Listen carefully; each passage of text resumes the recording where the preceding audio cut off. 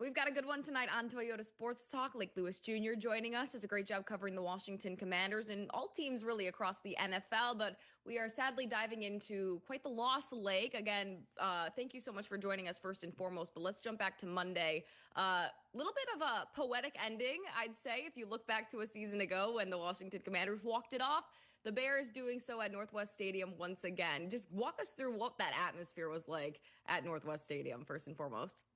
Well, I mean, under the circumstances, under the weather being a jury day, yeah, I think both fan bases were looking forward to this game. I know a lot of Bears fans were to get that taste out of last year out of their mouth. And, obviously they got the win. And it was one of those games where it was almost like which team wanted to give it away the most, because Chicago jumped out to a lead, Washington comes back, and then Washington couldn't hold the lead, obviously, and Chicago took advantage of the mistakes that the Commanders made. So it's one of those games, Natalie, I'm not sure walking away from it, like, what did we learn, really? The Bears are an improved football team, yes, but the Commanders are a team that should have won a game that last year they would have found a way to pull out. Yeah, and let's talk about Jayden Daniels because he was the big storyline. Came out right after the game and basically said, this one's on me, guys.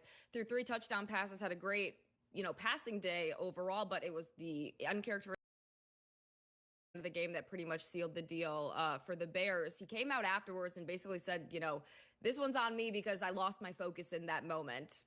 You got to love the honesty from a guy like that. But, Yeah. walk us through what you saw from him from your perspective. Yeah, he looked like early in the game too. He had that interception that he threw in the first quarter, actually on the first drive, and it just didn't look like a throw that normally Jayden makes. But I think if you look at what he did overall in the game, he had 3 touchdowns. I mean, 3 touchdown passes. Yeah, he had the fumble and the interception, but he still was one of the top two players on the field. And I've said for the longest time, as long as Jayden Daniels is one of the top two guys on the field, the Commanders have a chance to win a football game. If he's the best player on the field, they win the game. So it's not dire straits the way people are making it out to be. I'd venture to say that we're going to see a different person in Dallas Sunday. Yeah, and what was interesting when we spoke about the game with a lot of the players in the locker room, they more so, putting a lot of emphasis on their mistakes. It wasn't that the Bears came in and they weren't prepared for the Bears or they had, presented different challenges that they weren't, expecting to see. It was more so the mistakes on the Commanders' end. So when you finish a game like that, how disheartening is it? Because you think you're putting all the pieces together. You have obviously what it takes to defeat a team and then you kind of just implode. Yeah, I mean, it should be disheartening because of the simple fact you had the Bears on the ropes. When Washington went up 8, it almost looked like they had sucked the life out of the Bears and the Bears were shell shocked. And I think everyone in the crowd, including Bears fans, thought that the game was probably over. So if you're Washington, yeah, you do have to clean a lot of things up. You got to clean up the penalties, you got to clean up the turnovers. But again, they're 3-3. They played 2 games without Jayden, and those 2 games they won one and should have won the other one in Atlanta.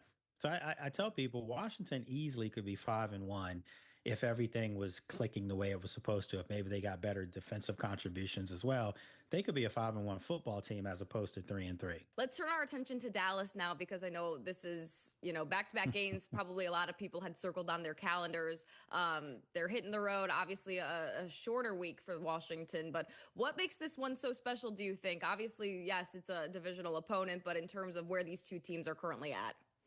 Yeah, I mean, this is in the NFC East, which appears to be now wide open. You wouldn't say that maybe 2 weeks ago when the Eagles were undefeated, but now they have 2 losses in a row. They look like a vulnerable team, and the Cowboys, despite all the drama and all the talk, obviously Michael Parsons being traded to Green Bay, they have a prolific offense, and they have a prolific offense and probably getting back their best player, possibly in CeeDee Lamb, for this game. So it's not going to be an easy matchup.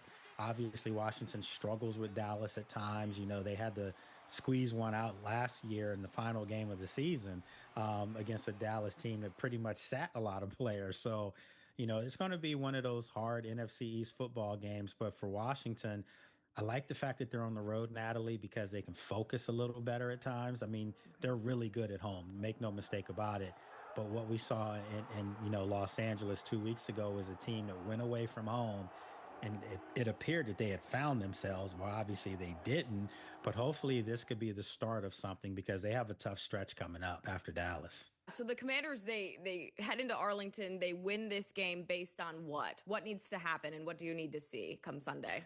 I think they just need to play their game. I mean, this is a team that's a good football team. They really are. They're a playoff caliber football team. They are playing also these games that they've played without Terry McLaurin, without Noah Brown. Just recently, John Bates and some other guys weren't playing. So they still have found ways to be in every football game to win the game.